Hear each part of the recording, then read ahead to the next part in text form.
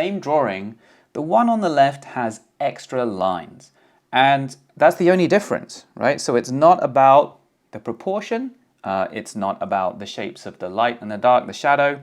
It's not about anything really, except the fact that there are extra lines placed on top. So why are these lines? Hopefully you can see that now it looks much more like a beginner drawing as opposed to the one on the right, which looks a bit better. So it's completely understandable why this can occur, right? So let's say I'm getting a reference and I'm going to try to draw it. I'm going to try and see what I'm seeing. Here's the eye. I'm going to follow the eyelashes over. There's the iris there, and I'm following it, and I'm observing, right? And I'm observing what I'm seeing, and I'm trying to kind of copy it over. Okay, that's cool. Now, in order to know where is the nose relative to the eye, I need to draw the nose, right? So I need a line around it in order just to know even where it is. So I'm going to follow it round. I'm going to come up, where does the other eye go? Well, I need to know, like, where is the side of the nose in order to be able to place this eye, right? As I try to copy this eye. And so I'm trying to build up this picture from point to point. How am I going to know where everything is unless I put in all the lines to explain it? Not even to the viewer, but just to myself. The second reason I think that we do this a lot is we go, well, if I see it, it must be important, right? So like I see a little divot here under the nose, and then I see the lips. So if I see it, it must be important. And if I don't put it in, then the viewer won't know about it, and there'll be important information in this picture, in this face, which isn't in my drawing. And if I leave it out, it won't look like that person, it won't look like a face, right? The face has all these things that I can see, and if I don't draw them, then my picture will lack, right? Okay, so in order to overcome this, I think there's two things that we need to do. One is in the process and one is in the mindset. Okay, so one thing in the process is instead of drawing kind of by copying point to point, trying to match what we're seeing, almost like we're sort of printing this face out.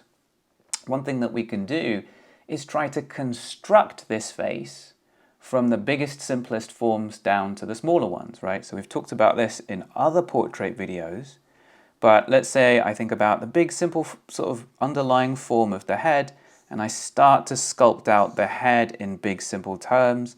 When it comes to the eyeballs, I'll first be trying to place these eyeball shapes. I'm not copying the sort of final surface ideas.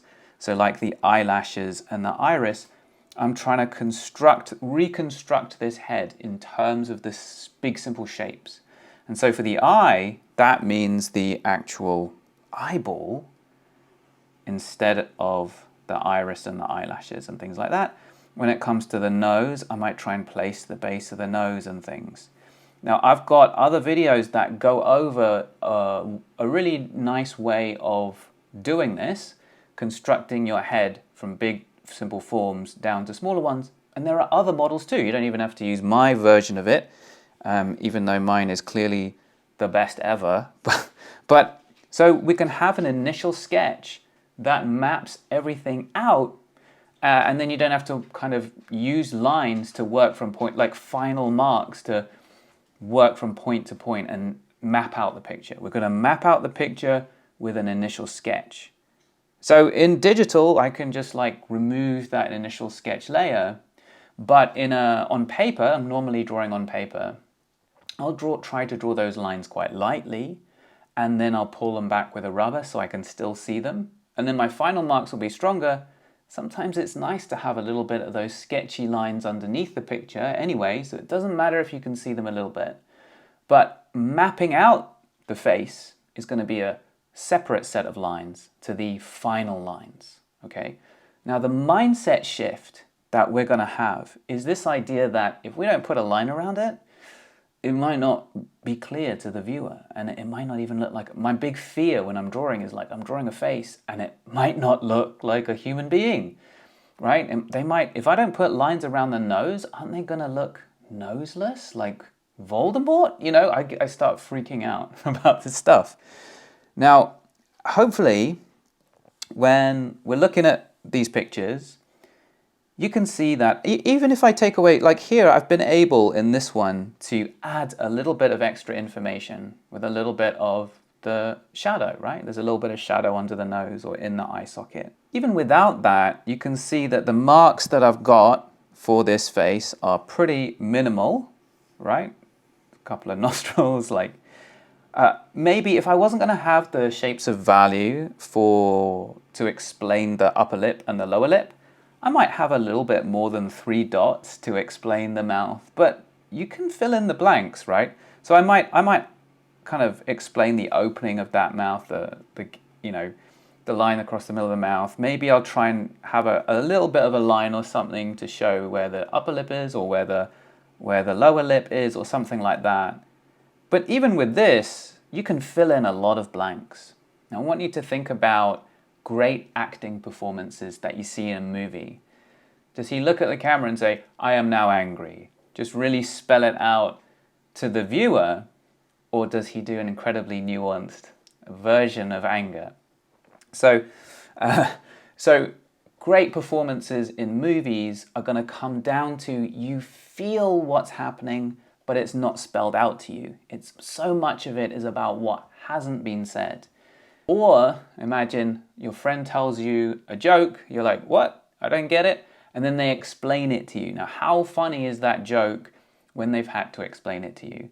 So let's look at this reference and we'll put a line going across this face. It goes up over the sort of mountain of the nose and then continues on along the cheeks, kind of something like that. This is kind of like a ripple in the form. It kind of ripples like this. But it never ends. It's never the edge of the form. It's never the outline of the form. It's just the planes are changing, but they're always staying visible to us, right? Now, let's say we talk about the edge of the face here, we're going along the face, we go along the face, and then this line just disappears around the corner of the jaw. This is the end of the form. So the end of the form is probably more deserving of a line than just a ripple in the form. So this is one way to think about that.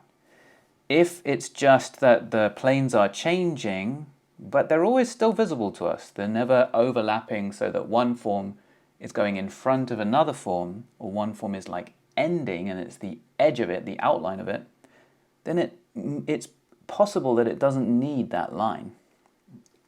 All right, so this is quite a different outline to this, right? Where this one is showing the end of a form and this one actually isn't. So this is a fundamental difference in those two lines. When we get here to the nose, right? Say we follow, sorry lady, you didn't want anyone to zoom in on your nostrils, but here we are. So we're following this form, and boom, there's the end of it. Now we have the end of that form, and this form is now in front of what's behind it, so this part. Right, so this might deserve a line, maybe. Right, that might deserve a line. If we look at the eye then, we come down here, and then we get the end of the eyelid, and it's overlapping and on top of the eyeball. So maybe that edge of the eyelid is going to deserve a line there. Now this isn't like a totally hard and fast rule, but it's one way to think about which lines you might not need, you might be able to remove, and it's not going to have such a big effect. Another thing is like how strong is the value shift? So when we're using lines to depict things, we could say, look, here is the eyebrow shape, and it's a pretty big and important transition from the skin to the dark of the hair. And so we're going to put a line around that to show that important transition in the values. Similarly, we've got a very strong shift in value here on the eye. Like Here, this edge is not really about an outline shift. This is not about the edge of a form or anything. It's not an overlap. It's not one form in front of another, like I was saying before. But it's a really sharp shift in the value from the white of the eye to the dark of the iris. And so that might deserve a line too. Yeah? So how about for this hair? So the hair is one form cutting in front of the face, so it deserves a line because it's the one form overlapping another one. You could argue that each strand is a separate form and do 5 million lines for them, but generally speaking, you kind of want to treat the hair as creating, like together, creating a bigger form, right? We're not going to put lines around every cell and atom of the skin. We don't necessarily need to put a line around every strand. One nice way to treat hair is like a set of ribbons. That's a really nice way of thinking about it. And so we can do that. We could put lines around the ribbons that the hair is creating. So this way we can massively reduce the amount of information.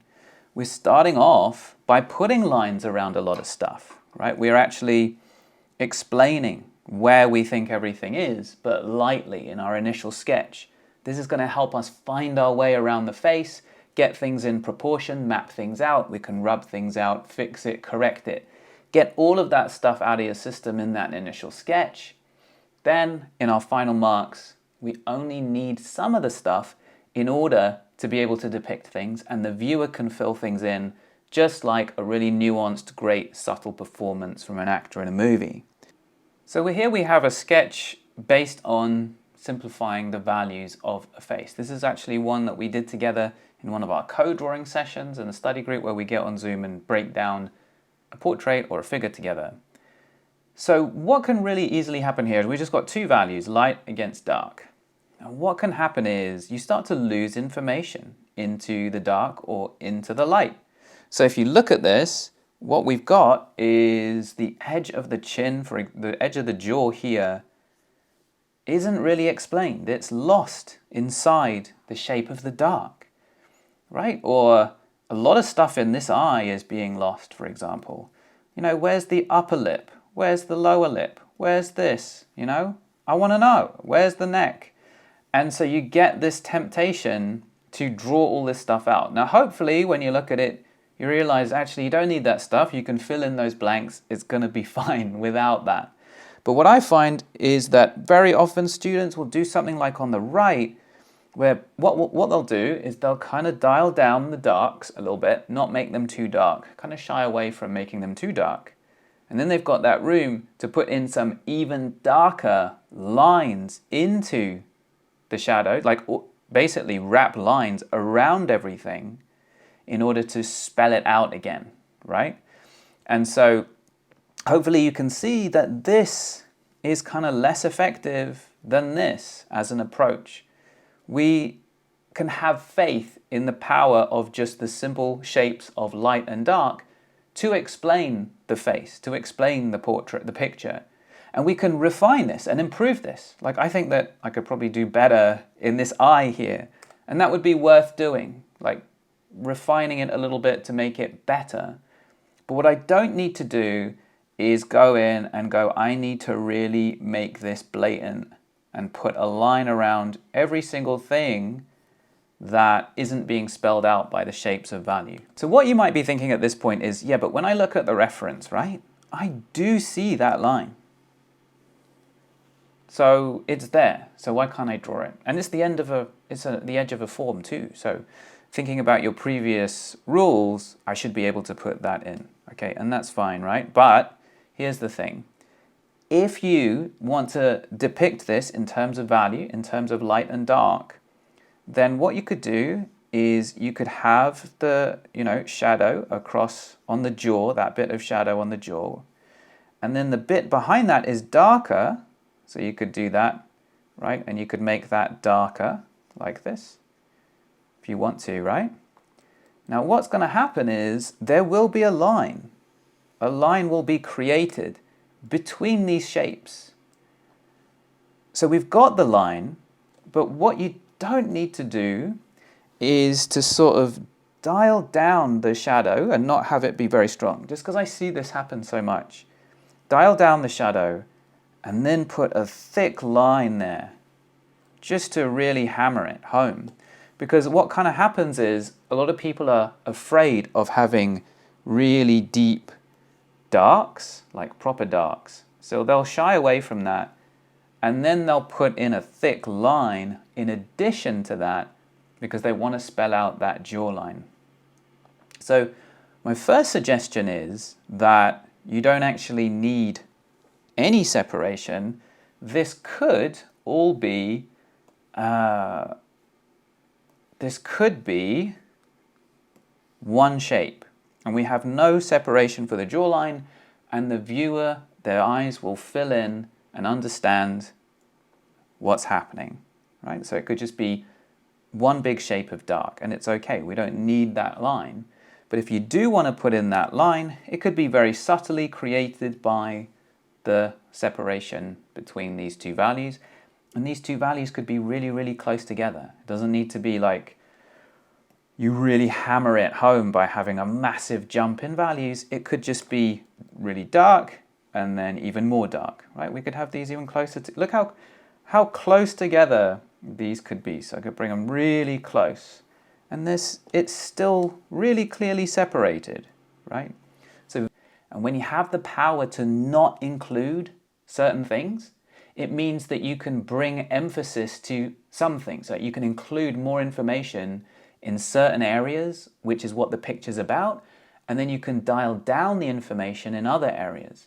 And so instead of having an overload of lines and stuff all over the picture, trying to spell everything out, you can go you lose a lot of information here, there's less lines, there's simpler, more merged shapes in one area, and then there's more specificity, there's more clarity in another area, which is where you might bring a lot of focus. If you really want to learn portraits, we have an amazing course. Check out the link below.